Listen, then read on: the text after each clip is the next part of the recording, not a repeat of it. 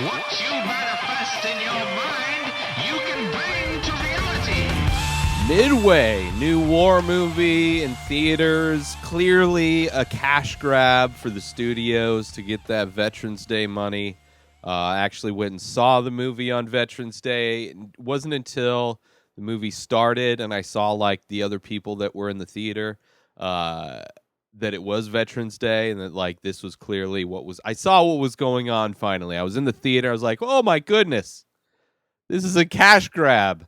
I really didn't have any desire to watch this movie. I'm kind of burnt out on war movies in general.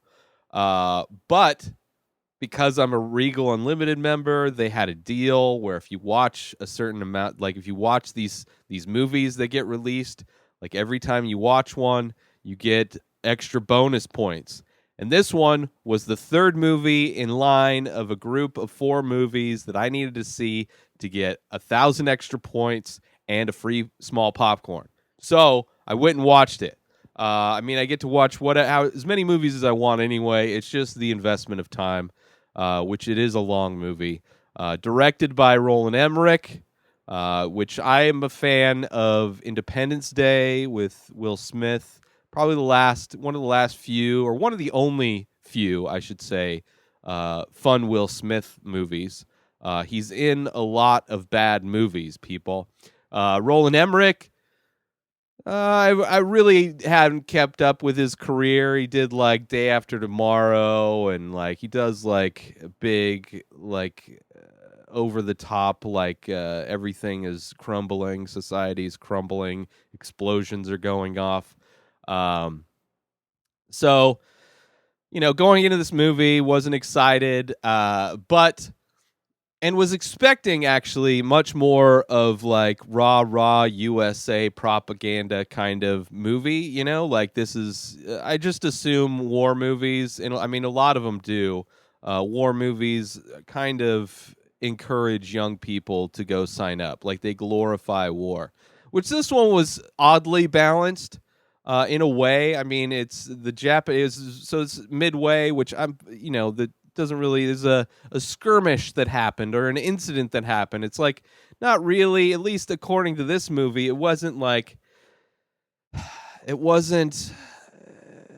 I don't know. It was like us intercepting intel to kind of cut the Japanese warships off before they could do something. I don't know. It was pretty unclear, but it was, this was talking about kind of how the military was using intelligence back then. Maybe it was like a new kind of a thing for them to use military intelligence. It kind of felt like, but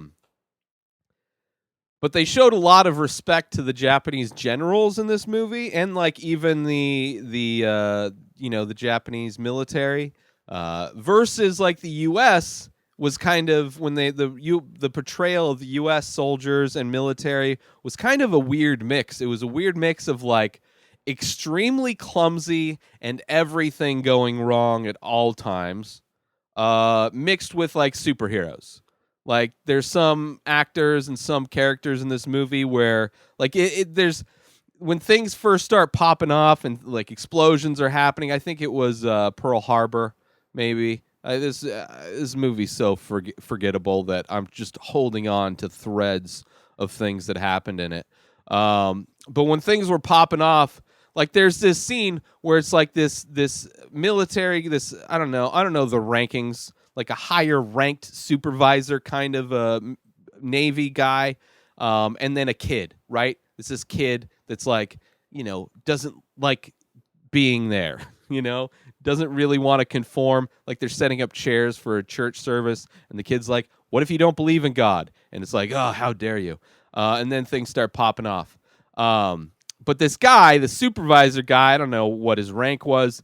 Like it's surviving ridiculous explosions. There's a scene where the ship that they're on just gets blown up, right? And then cut to like, oh, it's finally they died. Like he survived a couple other crazy things. Somebody's hands got burnt. There's a lot of burnt hands in this movie. I don't know if that's like a specific theme.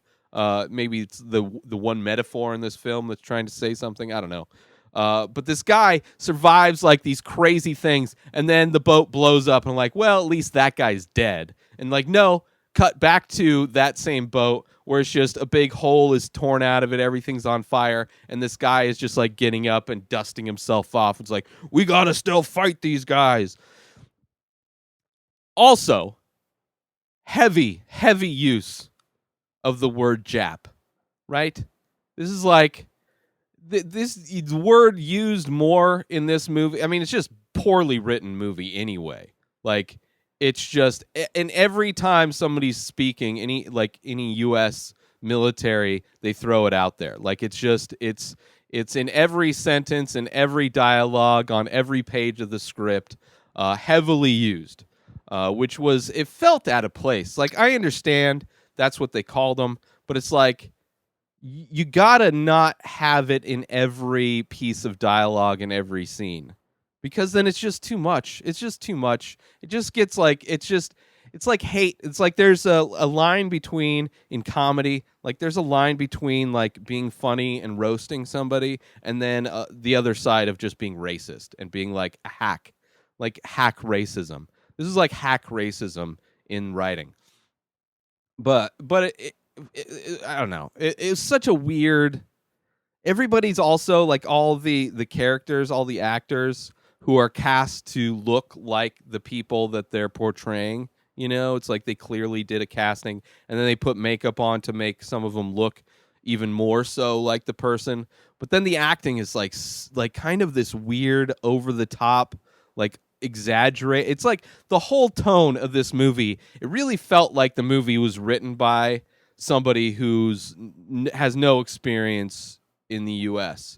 Like, it was just somebody who's from a different country writing about this historical moment in World War II that happened. That's what it kind of felt like. Like, we're like this, the viewpoints and how, like, I don't know, which I don't even know if the writer is foreign. He could be from the U.S. I tried to look him up, but there was really not a whole lot of information. He's like his first time writing an actual movie. So I don't know.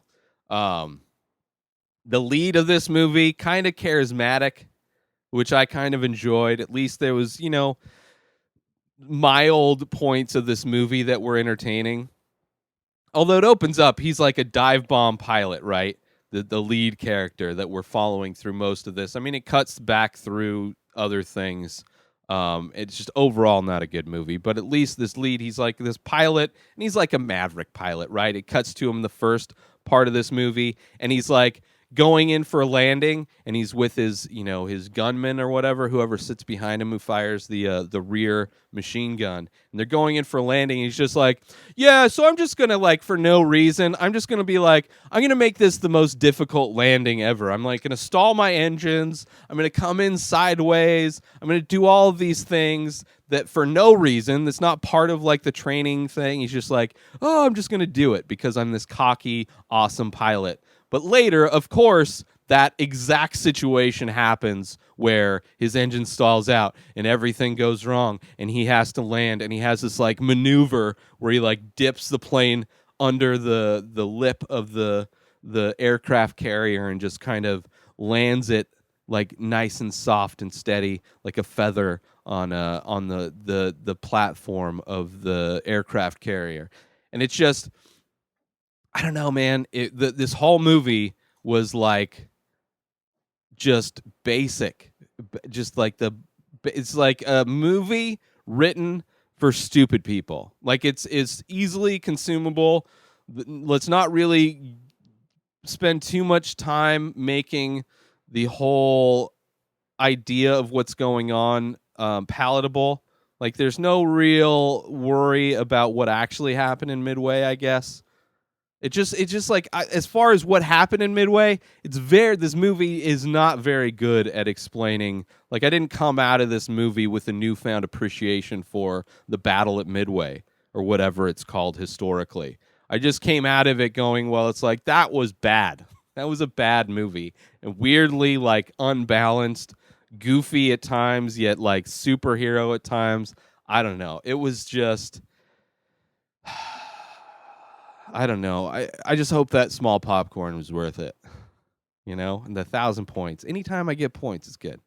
So don't go watch this movie. It's really bad. It's really bad. It's just don't. And the who's it? The Jonas brother.